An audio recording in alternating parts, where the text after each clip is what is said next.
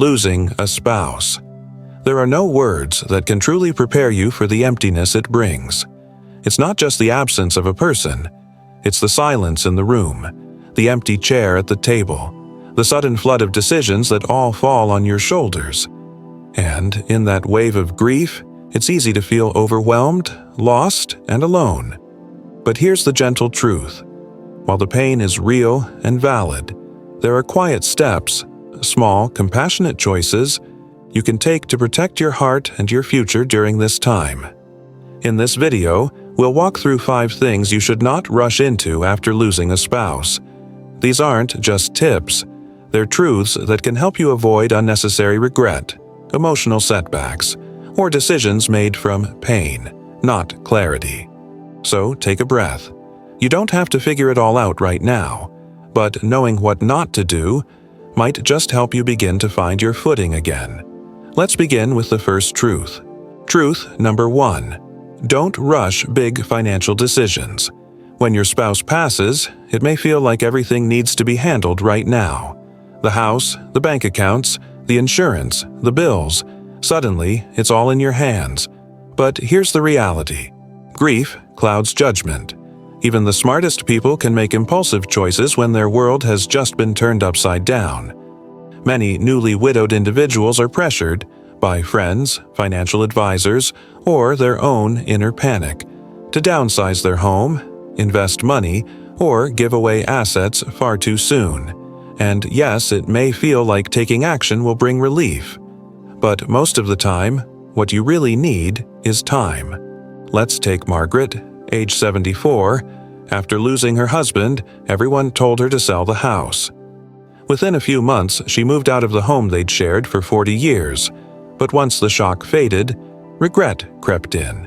She missed her garden, her neighbors, the scent of their home.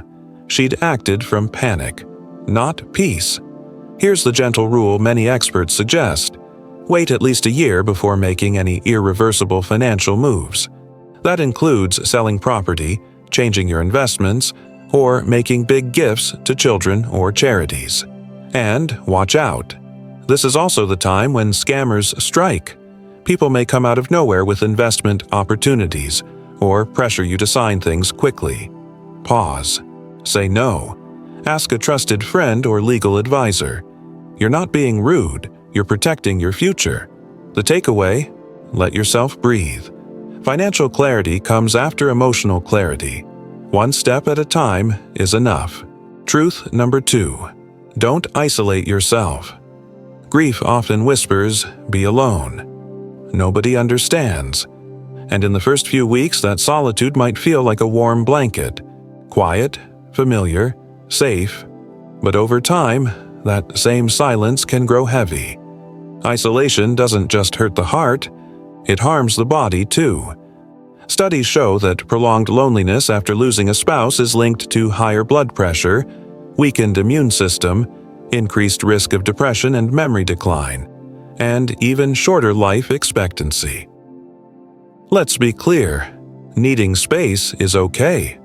But shutting everyone out completely? That's when trouble begins. Consider Walter, age 78. After his wife passed, he stopped answering calls. He avoided family dinners. His days blurred together. Coffee alone, TV alone, bedtime alone. But then one neighbor invited him for coffee. That small gesture? It turned into a weekly habit, then a reason to shower, then a reason to smile. Not because the pain vanished, but because he wasn't carrying it alone anymore. Here's what you can do instead. Say yes to a walk, even if you don't feel like talking. Let a neighbor drop off food. Join a grief support group, online or in person. Call someone and just listen. You don't have to say much, and if emotions make you irritable or tired, that's okay too. But don't let it push away the people who care. Let them love you through it. Even imperfect support is better than silence. If you're finding this helpful, please consider subscribing. It's free, but it means the world to us. Your support helps us keep making thoughtful videos for seniors navigating life, love, and loss. Leave a comment too. We read everyone. You're not alone here. Truth number 3. Don't neglect your own health and well-being. When you lose your spouse, taking care of yourself often slips to the bottom of the list. Grief is exhausting, emotionally, physically, and spiritually. And yet, this is exactly when your body and mind need care the most. It might feel selfish to prioritize your well-being, but it's not selfish, it's survival. Grief increases the risk of heart disease, weakened immunity, depression, and even memory issues. Many seniors skip meals, stop cooking, or turn to processed foods because eating alone feels hollow. Sleep becomes irregular. Movement slows. Checkups are missed. But here's the truth: your health matters more than ever. Start with gentle routines. Eat nourishing, simple meals. Even a bowl of warm soup is an act of healing. Take daily walks. Fresh air and movement release tension stored in the body. Go to that doctor's appointment. Check your blood pressure. Refill prescriptions. Remember 81-year-old James? After his wife passed, he lost 15 pounds and didn't realize it. Only when his daughter stepped in did he begin eating properly again, and with that, his energy, sleep, and mood improved. This isn't about snapping out of it. It's about tending to yourself the way your partner might have if they were still by your side. They would want you strong. They would want you cared for. So please, let this be your reminder. Your well-being is not an afterthought. It's your foundation for healing. Truth number 4. Don't rush into a new relationship. In the silence that follows loss, it's natural to long for companionship. Someone to talk to, eat with, or simply sit beside. The loneliness can feel unbearable, and the idea of starting fresh may seem like a lifeline. But here's the truth. Grief and healing take time, and jumping into a new relationship too quickly can complicate both. After decades with a partner, your identity is intertwined with theirs. The routines, inside jokes, and quiet habits of love don't disappear overnight, and trying to fill that void too soon can lead to emotional confusion, unfair comparisons, regret, and sadly, even exploitation. Take the story of Barbara, 72. After losing her husband of nearly 50 years, she met someone new within months. At first, it felt like comfort, but she quickly realized she was trying to replace pain with distraction. The new relationship moved faster than she was emotionally ready for, and ended in heartbreak. Does this mean love is off the table? Not at all.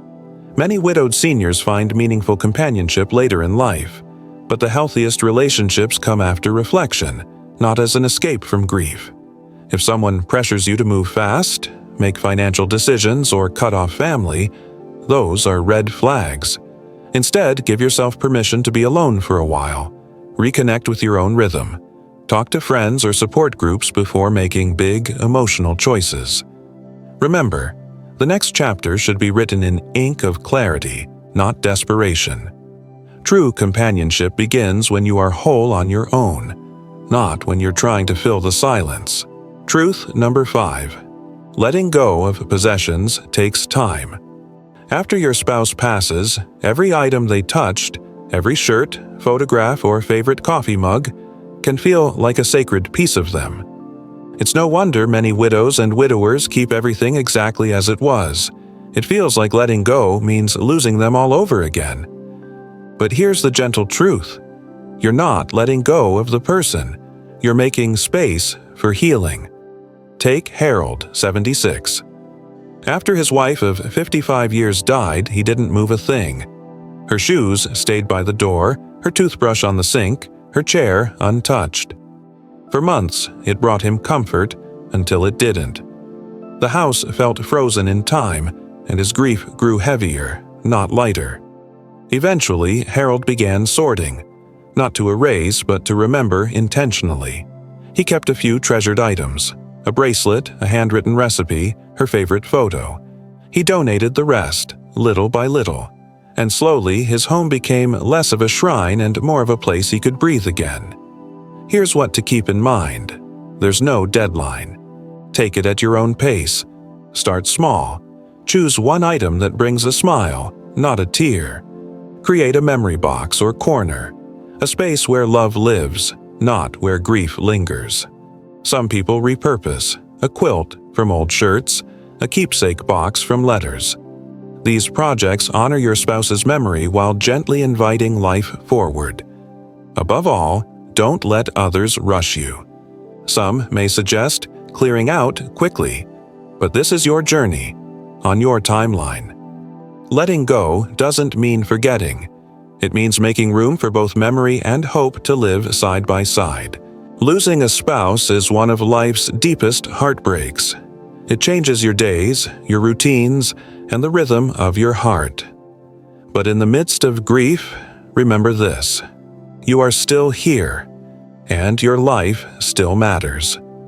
By gently avoiding these 5 common mistakes, rushing big decisions, isolating yourself, neglecting your health, entering a new relationship too soon, and holding on to everything out of fear, you give yourself the space to heal, grow, and rediscover peace.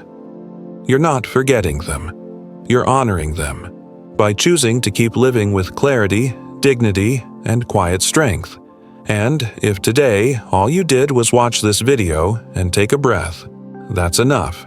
That's a step. Now we'd love to hear from you. Which truth resonated most with you? Leave a comment below and let others know they're not alone in this journey. If this video brought you comfort, please consider subscribing. Your support helps us continue creating content that uplifts, informs, and honors the stories of strong souls like you. Every like, every comment, it truly means the world to us. Thank you for being here. Until next time, take care of your heart and be gentle with yourself.